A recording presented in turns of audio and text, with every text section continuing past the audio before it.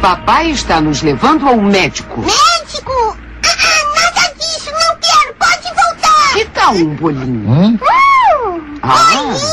O quê? Me dá. Ei, você está dando um bolinho pro menino no carro novo? O que é que você está pensando? Nele. Sempre fica nervoso quando o levamos ao pediatra. Então estou tentando tornar a experiência mais positiva.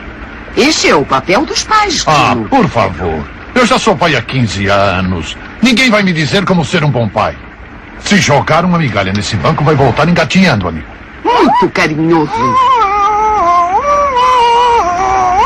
Ei, muito bem. Olha uma migalha, já chega.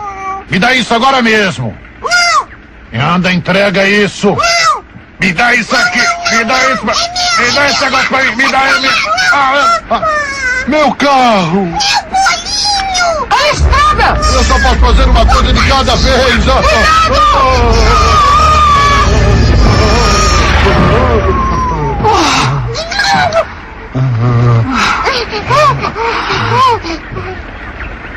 Feliz agora?